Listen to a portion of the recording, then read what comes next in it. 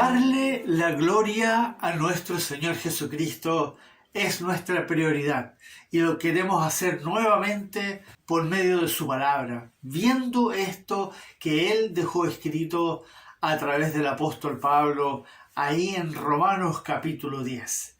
Lo que nos motiva a nosotros a seguir adelante en esta carrera a la meta celestial es justamente, como dice la Escritura, la esperanza de gloria. La esperanza de gloria, que es Jesucristo. Jesucristo que es Señor y Dios nuestro. ¿Por qué? Porque Jesucristo es la vida eterna. Él es la resurrección, como Él dijo. Yo soy la resurrección y la vida. Él es Señor. Él es también el juez justo. No nos olvidemos que Él un día nos va a juzgar. Y Él es el que vendrá a buscarnos. Entonces, por muchas razones, y podemos seguir, la lista es larga de todo lo que es nuestro Señor Jesucristo, Él es la esperanza de gloria que nos impulsa a seguir adelante. Pero nuestra vida ahora aquí es para Él. Ahora ya no vivimos para nosotros, sino que ahora vivimos para Él. ¿Y por qué? Por gratitud, por agradecimiento por todo lo que Él es, por todo lo que Él hizo en el pasado y todo lo que está y va a hacer en el futuro. Y a esto, por supuesto, siempre se le suma algo que nosotros tenemos que recordar siempre, y es para la gloria de Él, que Él vino a morir. Él vino a morir. Él vino a ser obediente hasta la muerte y muerte de cruz, donde derramó su sangre para el perdón de pecados.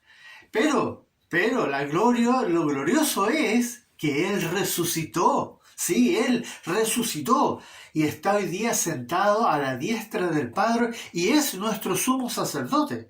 Él está ahí intercediendo por nosotros hasta que se cumpla el tiempo establecido por Él mismo para que Él regrese en gloria y majestad. Por eso, amados hermanos, esto es muy necesario que nosotros siempre volvamos a recordar todo lo grandioso, excelso y soberano y misericordioso que es nuestro amado Señor Jesucristo, nuestro justo y amoroso Dios, quien debemos adorar con todo nuestro ser. Por eso quiero invitarles que hagamos una oración de alabanza y de glorificación antes de que veamos el texto aquí en Romanos capítulo 10, versículo 2, del 1 en realidad al 4. Oremos. Oh glorioso Dios y Padre eterno, bendito Dios que reinas en los cielos. Tu gloria no tiene fin, ya que tú eres eterno, infinitamente asombroso. Ante ti, oh Dios, ante ti estamos perplejos, estupefactos, solo pudiendo postrarnos ante tu eterna grandeza y magnanimidad. Tú, oh Dios eterno, tu gloria no tiene igual y está en todo nuestro derredor. Nadie puede negar que tú te has manifestado y has demostrado que tu poder y gloria está en todo lo que nos rodea. Por eso, bendito Dios, hoy día vamos a esta tu palabra para que tú nos hables y nos corrijas y nos enseñes y nos redargullas para que nosotros nos vayamos siempre centrando en lo que tú nos dejaste escrito por medio de tus apóstoles, de tus siervos aquí en el Nuevo Testamento. Aleluya, oh Dios eterno. Toda la gloria y la honra sean solo para ti y eso solamente en el nombre de nuestro Señor Jesucristo. Amén. Amén. Aleluya. Entonces, amados hermanos, les invito a que abran su Biblia en Romanos capítulo 10 y vamos a leer ahí del versículo 1 al versículo 4.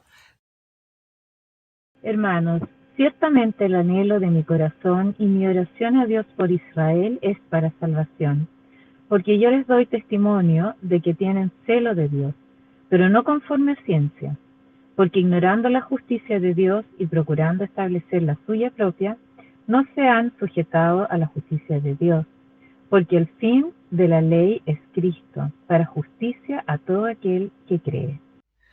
Si se fijaron, en este es un texto muy interesante, pero si ustedes se fijaron, Pablo está haciendo una oración. Y él está orando por sus hermanos, los judíos, los israelitas. Y le está pidiendo al Dios de Israel salvación para ellos.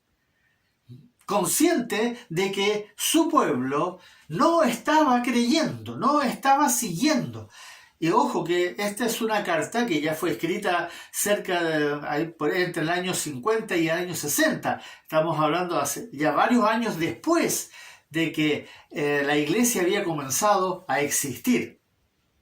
¿Por qué pide salvación para ellos? Por lo que nos va a decir en el versículo 2 en adelante, de lo que acabamos de leer. Este texto presenta dos problemas que nosotros hoy día necesitamos identificar y poner mucha atención. Dos cosas, dos problemas. Escuchemos bien y pongamos atención para que no caigamos nosotros en eso que justamente Pablo, lleno del Espíritu Santo, va a mencionar aquí. Si bien Pablo está hablando a su pueblo, los judíos, debemos poner mucha atención nosotros, ya que es algo que sucede en nuestros tiempos. Esto que está diciendo acá, que está escrito, por eso está escrito. Esto no fue simplemente una idea que se le ocurrió a Pablo. Esto es una inquietud de Dios, que a través de Pablo quedó escrito y hoy día para nosotros es algo que nosotros debemos poner atención porque puede traer serias consecuencias, graves consecuencias. El primer punto que Pablo va a enfatizar es esto del celo. Porque yo les doy testimonio de que tienen celo de Dios. Pablo decía justamente que él daba testimonio porque él conocía al pueblo judío, él era judío, y él sabía que ellos tenían celo de Dios. Pero agrega ahí ese, pero no conforme a ciencia. Aquí lo primero que tenemos que entender es esta palabra celo. ¿Qué significa celo? En este caso significa, a lo que se está refiriendo acá Pablo, este celo hacia Dios, ese entusiasmo ferviente por Dios, al punto que se siente como un ardor interior, ¿no?, dentro de uno mismo. Uno podría decir es un fervor ardiente que lo lleva a uno incluso a defender, a luchar a manifestarse a favor de, sentir incluso indignación cuando alguien habla en contra de Dios. En este caso tenían celo por Dios, por lo tanto estamos hablando de que tenían este fervor por Dios. Eso fue exactamente, amados hermanos, lo que le sucedió a nuestro Señor. ¿Ustedes recuerdan ese suceso cuando el Señor entró al templo de Dios y de pronto se llenó de ira? Jesucristo se llenó de ira porque habían convertido la casa de su Padre en guarida de ladrones. Comercio, estaban vendiendo, estaban preocupados de ganar plata, de engañarse en lo uno con los otros. Era un desastre. Lo mismo que pasa hoy día en todos los eventos cristianos, tanto católicos como evangélicos, donde fuera de las iglesias hay comercio, aprovechándose de las circunstancias religiosas para obtener ganancias. El Señor se llenó. ¿Y se acuerdan lo que dijeron los apóstoles? Ahí en Juan capítulo 2, versículo 17, entonces se acordaron sus discípulos que está escrito, el celo de tu casa me consume. como citando al Salmo 69. El celo de tu casa me consume. El Señor en ese momento sintió verdadera rabia, ira por lo que estaba sucediendo ahí. Pablo también conocía esto, también lo conocía y lo dice en este texto en Gálatas. Escuchemos. Y en el judaísmo aventajaba a muchos de mis contemporáneos en mi nación, siendo mucho más celoso de las tradiciones de mis padres. Pablo, al describir la fe de su pueblo en esos años, estaba describiendo la fe que luego se iba a propagar por todos los tiempos. Hoy hay muchos cristianos, para nuestro tiempo, hay muchos cristianos que tienen celo de Dios. Sí, hay muchos en el mundo católico, en el mundo evangélico, hay muchos que tienen celo de Dios. Lo triste es que sufren justamente del mismo mal que los compatriotas de Pablo sufrían en ese tiempo. Tienen celo de Dios, pero de la forma equivocada. Y eso es lo que vamos a analizar hoy día. ¿Por qué? Miren lo que dice al final del versículo 2. Pero no conforme a ciencia. Tienen celo de Dios, pero no conforme a ciencia. ¿Qué significa esto de no conforme a ciencia? En otras palabras, que no es según la verdad. Que no es según la verdad. Porque no tienen el conocimiento de la verdad. La razón por la cual están equivocados, y me refiero, la mayoría de los que dicen ser cristianos, es porque como los judíos, de la misma forma que los judíos, lo mismo que sufrían los judíos, por decirlo así, no tienen conocimiento suficiente de la verdad. Por eso el Espíritu Santo va a inspirar a Pablo a hacer oraciones que están en las distintas cartas. Veamos estos textos que justamente nos hablan de esa inquietud del Espíritu que nosotros hemos estudiado en muchas ocasiones. Por lo cual también nosotros, desde el día que lo oímos, no cesamos de orar por vosotros y de pedir que seáis llenos del conocimiento de su voluntad en toda sabiduría e inteligencia espiritual. Y esto pido en oración, que vuestro amor abunde aún más y más en ciencia y en todo conocimiento. Y también agrega, la palabra de Cristo more en abundancia en vosotros, enseñándoos y exhortándoos unos a otros en toda sabiduría. Si ustedes se fijan, Pablo hace esta oración, es el Espíritu Santo que lo lleva a hacer esta oración de pedir que crezcan, que sean llenos del conocimiento de la voluntad de Dios, que verdaderamente conozcan cuál es la voluntad de Dios, que tengan, pero en toda sabiduría e inteligencia espiritual, que abunde el amor, pero en ciencia y en conocimiento, que la palabra de Cristo abunde más y más. Eso es lo que todos nosotros necesitamos. Por eso está escrito. Por eso esa inquietud de orar por el pueblo cristiano, por los hijos de Dios, por las ovejas del buen pastor, y pedir que seamos justamente llenos del conocimiento de nuestro Señor Jesucristo. ¿Cuál es la consecuencia lamentable de este celo no conforme a ciencia? ¿Cuál es la consecuencia lamentable? ¿Qué dice ahí? La justicia equivocada. Como lo dice Pablo de los judíos, que perfectamente se puede decir de los pseudo cristianos o los supuestos cristianos de hoy en día. Versículo 3, dice ahí claramente, porque ignorando la justicia de Dios y procurando establecer la suya propia, no se han sujetado a la justicia de Dios. Y esto, hermanos amados, esto nosotros lo tenemos que, aquí es a donde nosotros tenemos que poner atención. Es cierto, está hablando de los judíos en ese tiempo, pero hoy día nosotros sufrimos exactamente el mismo problema. Veamos esto en contexto. 3 cosas podemos aprender de este versículo 3. Como no obraban conforme a ciencia, la sabiduría divina, la verdad, como ya lo hemos dicho, dice que ignoraban la justicia de Dios. Entonces aquí veamos estos 3 puntos.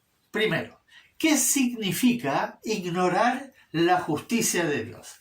Primero, veremos la palabra ignorar. Entendamos bien porque ignorar se puede ver en 2 ámbitos. Todos nosotros, todos los seres humanos, ignoramos muchas cosas que existen en la creación de Dios. Muchos de nosotros no tenemos idea muchas de las cosas que Dios ha creado, pero que las vamos aprendiendo a medida que pasa el tiempo y los científicos las van descubriendo, ¿no es cierto? Muchas cosas que hay porque en realidad no son vitales, no son necesarias para nuestro vivir. Son cosas que Dios creó, pero que las vamos descubriendo a medida que pasan los tiempos, los siglos, los años, ¿no es cierto? Y estas no son necesarias, no son vitales para nuestra existencia. Sin embargo, hay otras cosas que nosotros necesitamos saber para vivir correctamente y esas cosas sí son vitales. Esas cosas sí son vitales y son de, como uno podría decir, de vital importancia. Por eso, la ignorancia, por un lado, es algo que no es un problema nuestro, pero por otro lado, la ignorancia puede ser pecado. Puede ser pecado. En este caso, como lo está relatando Pablo, aquí en este pasaje que estamos viendo, la ignorancia era pecado. ¿Por qué era pecado? Porque los judíos tenían, y no solamente los judíos, a esta altura ya muchas de las cartas y los evangelios habían sido escritas, tenían toda la información a su disposición. Y el Señor mismo había venido y había predicado la verdad. Por lo tanto, como el Señor mismo lo dijo, ahora no tienen excusa, porque yo he venido a predicar la verdad y ahora saben.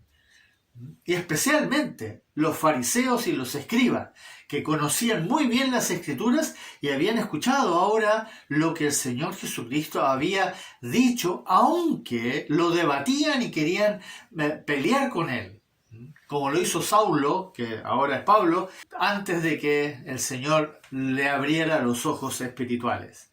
Hoy en día, amados hermanos, la ignorancia espiritual o la ignorancia bíblica también es un pecado.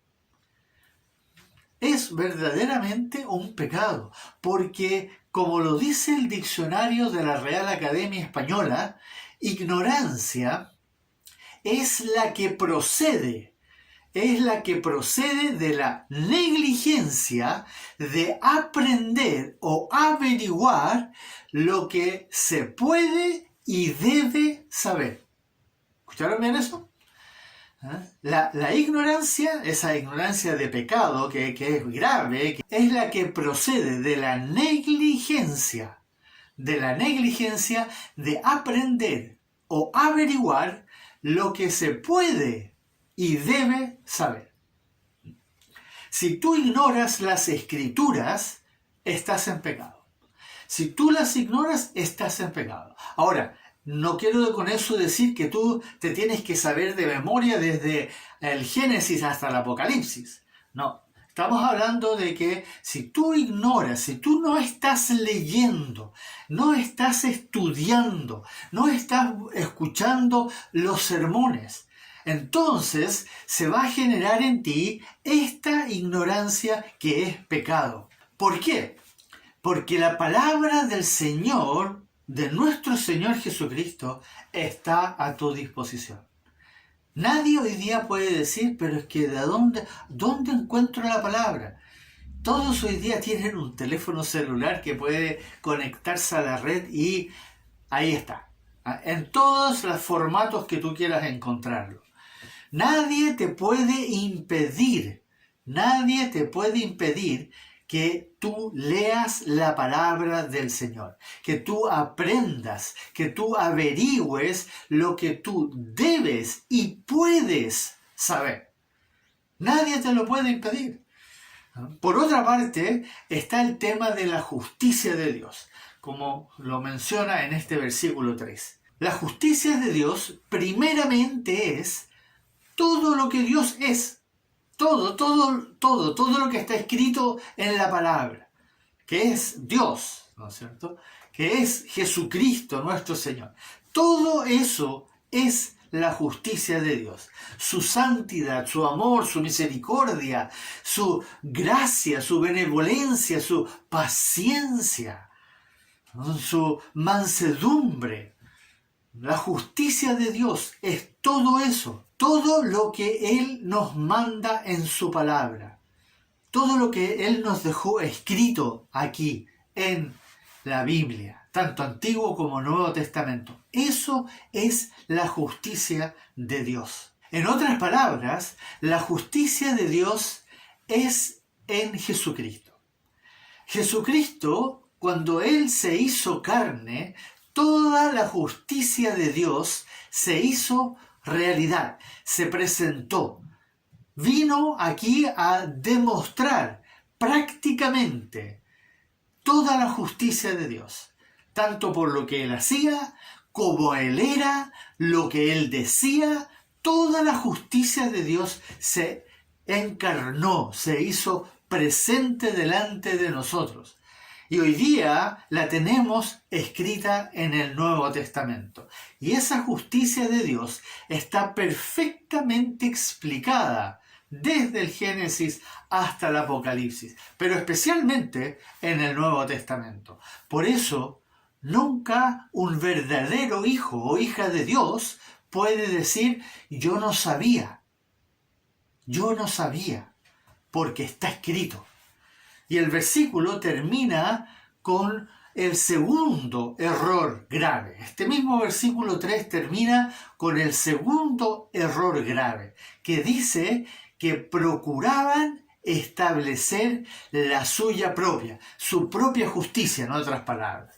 Esto es exactamente lo que pasa con aquellos que ignoran por negligencia. Acuérdense que la ignorancia procede de la negligencia de averiguar lo que se puede y debe saber. Entonces, los que ignoran por negligencia la justicia de Dios, que es lo que está escrito, que es nuestro Señor Jesucristo, más encima van a caer en este segundo error. No solo en el error de no conocer la justicia de Dios, sino que además van a establecer su propia justicia.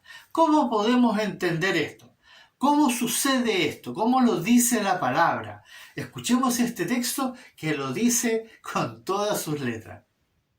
Sino que se envanecieron en sus razonamientos, y su necio corazón fue entenebrecido. Profesando ser sabios, se hicieron necios. Se envanecieron en sus razonamientos. Ese es el problema del ser humano. El ser humano puede leer las Escrituras, pero eventualmente las va a empezar a comparar con lo que él entiende. Y ahí va a empezar a decir, sí, aquí hay algunas cosas que son verdad, están bien, me gustan, y van a empezar a combinarlas con las cosas que ellos piensan. Y así comienzan a hacer exactamente lo que dice ahí. Profesando ser sabios, se hicieron necios. ¿Ya? Lo dice el Señor. Si todos tenemos a nuestra disposición la verdad. Ya no podemos excusarnos de decir que lo ignoraba. Si lo ignorabas por tu negligencia, como dice. Este error es el más peligroso y en cierta forma todos caemos en este error muchas veces. Aunque seamos fieles creyentes, aunque seamos fieles hijos del Señor y estemos en la palabra, nosotros también caemos en este error durante nuestro caminar en el Evangelio. Y la razón, amados hermanos, es muy simple. ¿Por qué nosotros caemos en este error? A pesar de que conocemos las Escrituras, generalmente es por falta de comunión.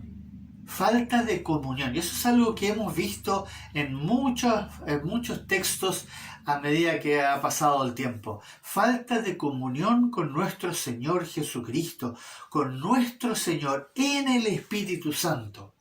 Principalmente en la oración, en la lectura de la palabra y en el escuchar la palabra siendo predicada. La combinación de esas tres cosas nos va a mantener a nosotros bien alimentados.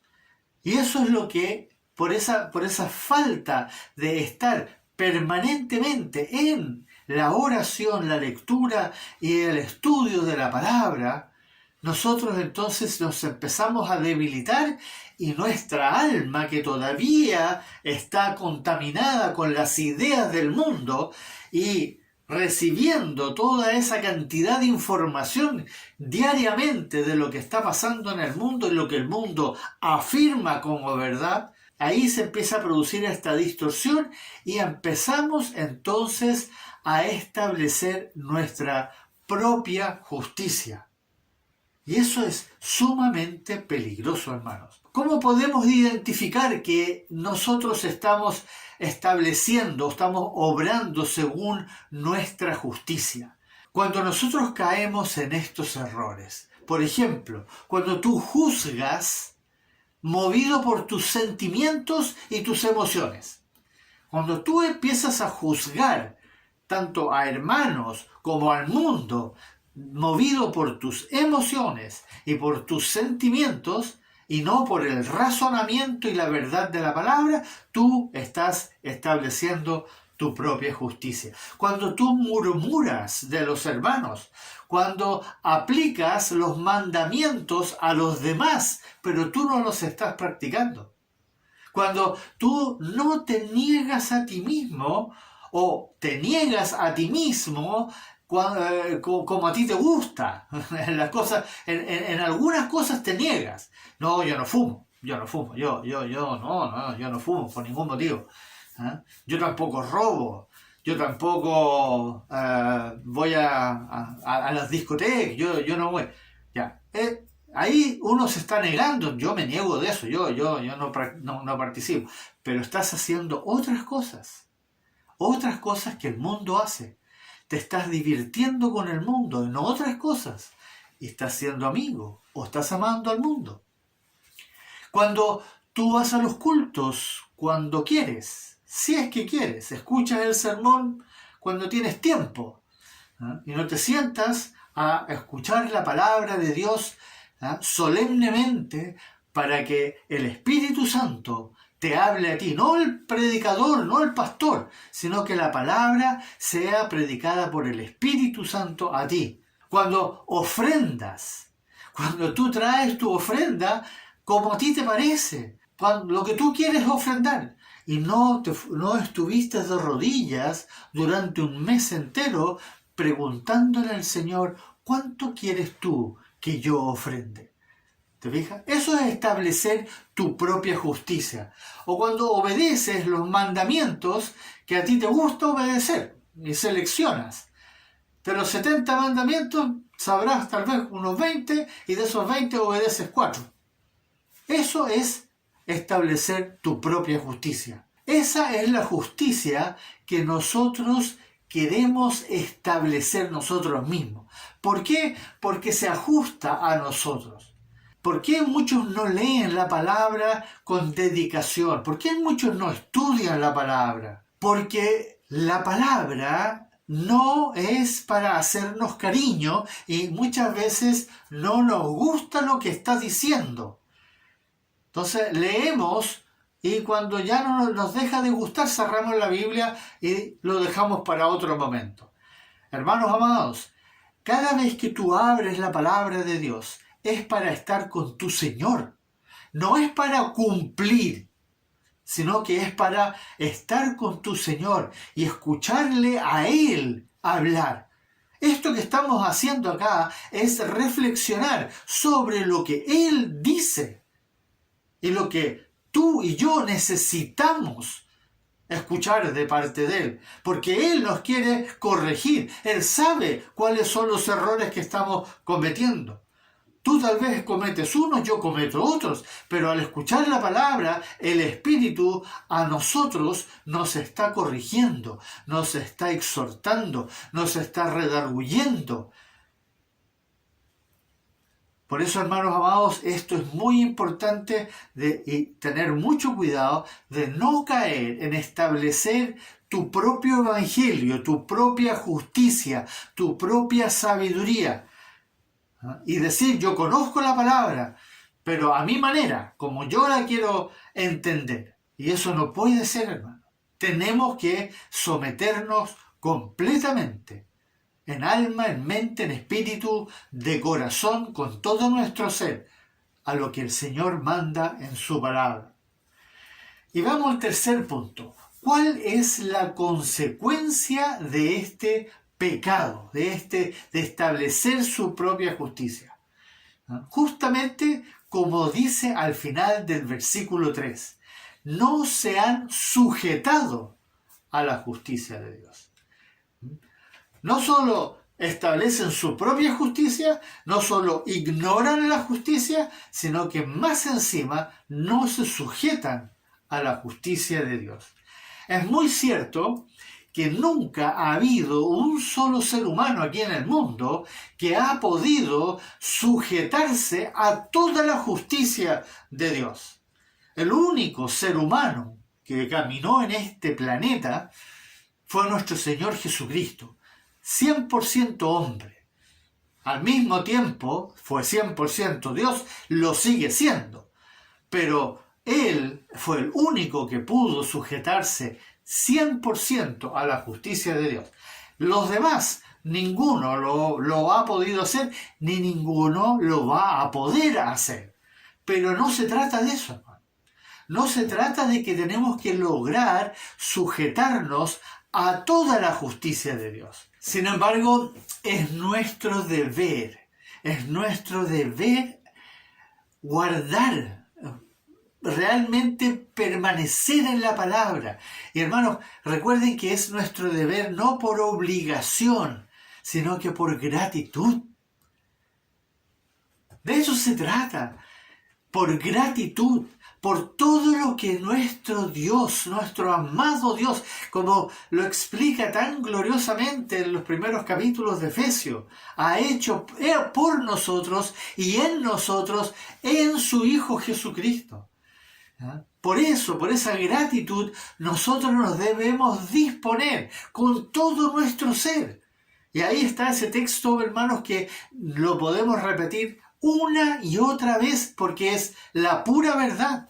Romanos capítulo 12, versículo 1, escúchenlo de nuevo, léanlo, mediten en este texto, paren el video, vuelvan a leerlo. Aunque se lo sepan de memoria, mediten en cada una de estas palabras.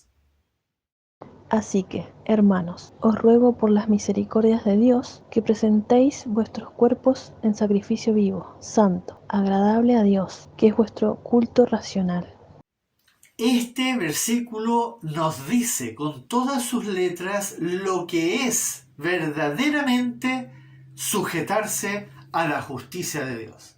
Presentar tu cuerpo en sacrificio vivo, santo, agradable a Dios.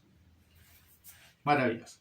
Porque es cuando tú te presentas en sacrificio vivo, santo y agradable delante de Dios y tu Señor Jesucristo, en el poder del Espíritu Santo, que Él entonces puede hacer su justicia en ti. ¿Entiendes eso? Cuando nosotros vamos y nos negamos a nosotros mismos, buscamos primeramente el reino de Dios, presentamos nuestro ser en sacrificio vivo, santo, entonces Dios puede obrar en nosotros y nos puede transformar, nos puede sanar, nos puede edificar. Y nos va limpiando de toda nuestra maldad, porque el poder del Espíritu Santo que mora en nosotros va entonces llevando a cabo la justicia de Dios en nosotros. Y no solamente en nosotros, sino que también por medio de nosotros hacia los demás. Él puede hacer su justicia en ti y por medio de ti en la medida en que tú verdaderamente le buscas, le anhelas, buscas la comunión con Él, porque estás profundamente agradecido por lo que Él hizo en ti.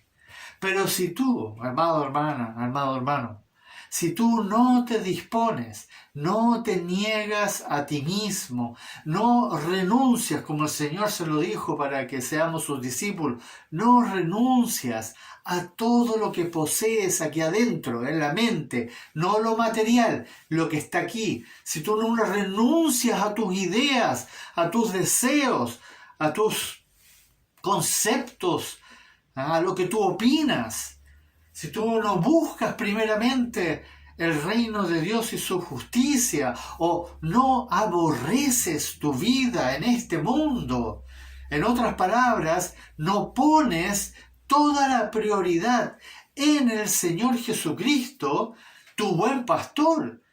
No se te olvide que tú eres una oveja del buen pastor.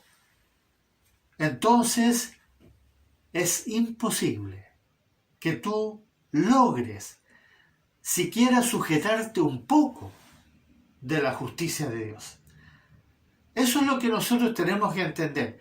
Nuestra dependencia de nuestro Señor no es solamente para que nos vaya bien, para que seamos sanados de nuestras enfermedades, para que encontremos trabajo, para que mi hijo no le pase nada o mi hija tenga éxito en los estudios o en su matrimonio.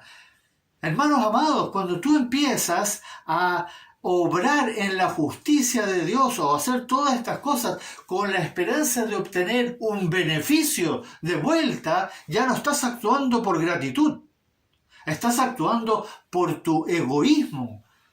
Y recuerda que el Señor sabe cuándo y cómo estás obrando en tu corazón.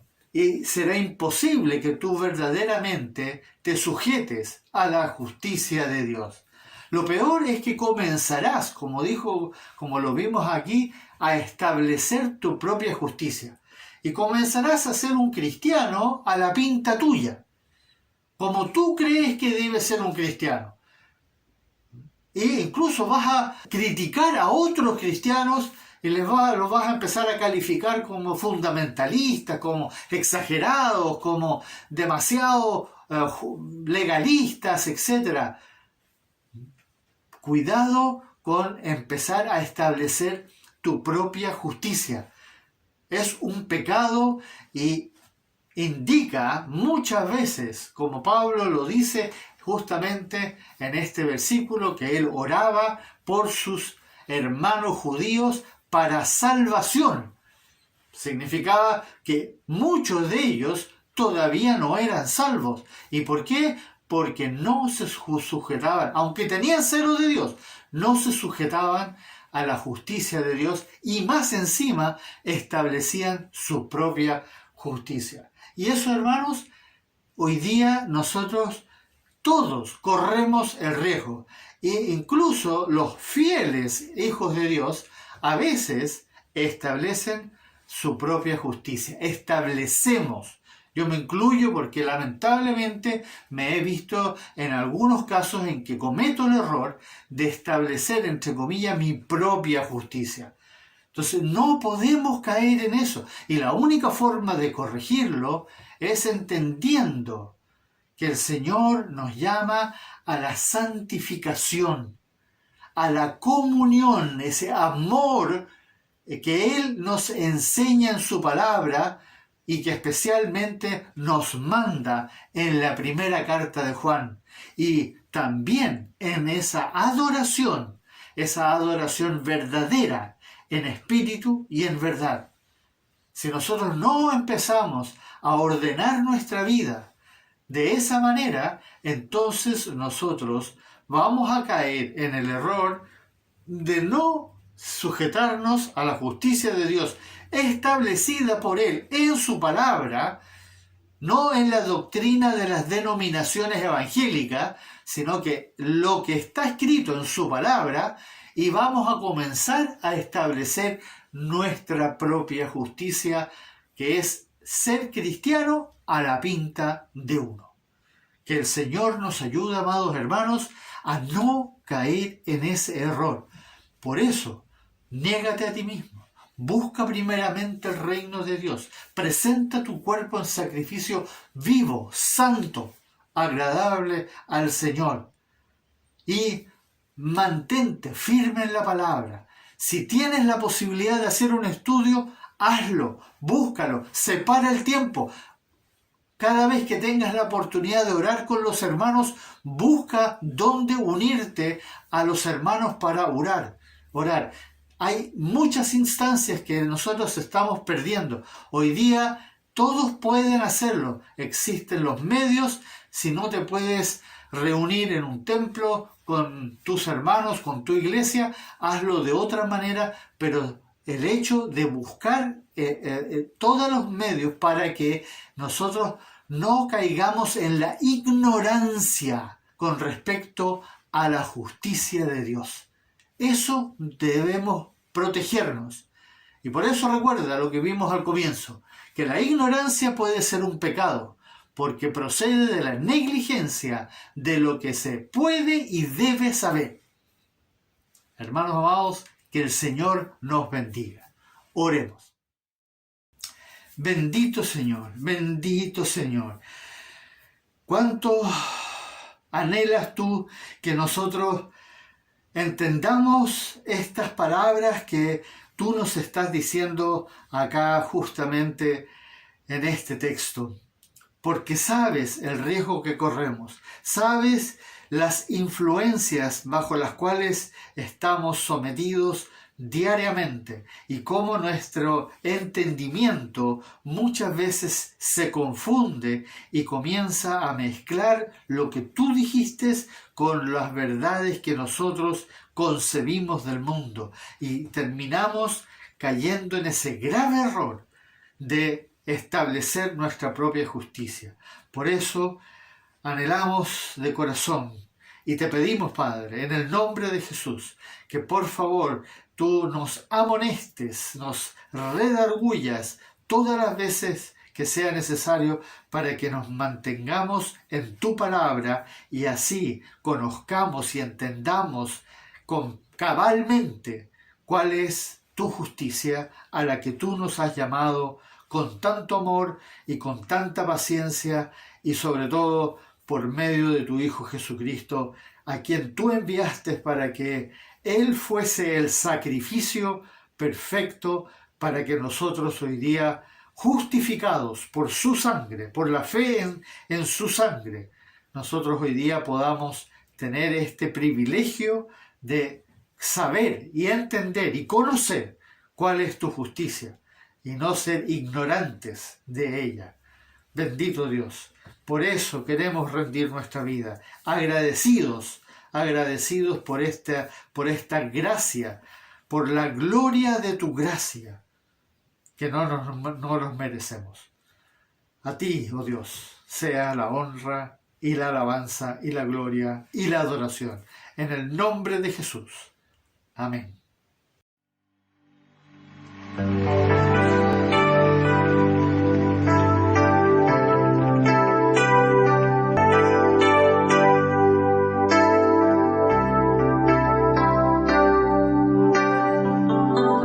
Temprano yo te buscaré, de madrugada yo me acercaré a ti. Mi alma te anhela y tiene sed,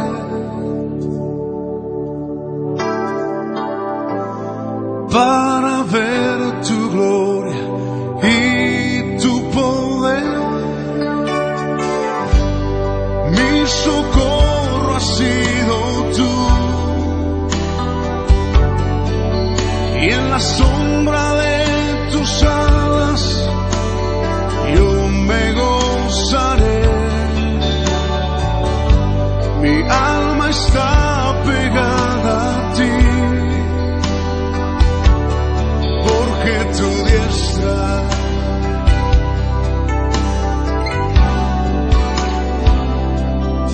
has sostenido, oh, tu diestra me has sostenido.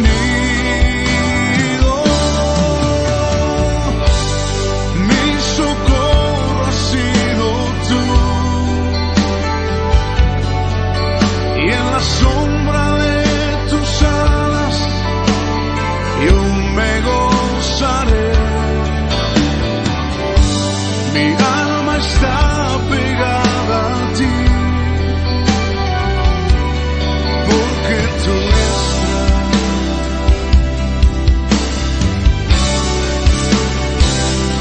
me has sostenido, oh, tu diestra me has sostenido.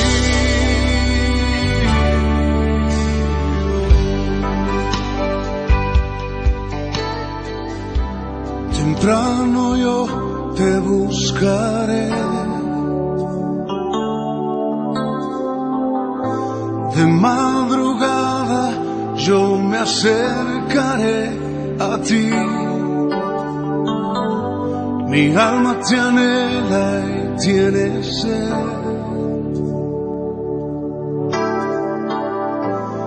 para ver tu gloria y tu poder. Mi socorro has sido tú, y en la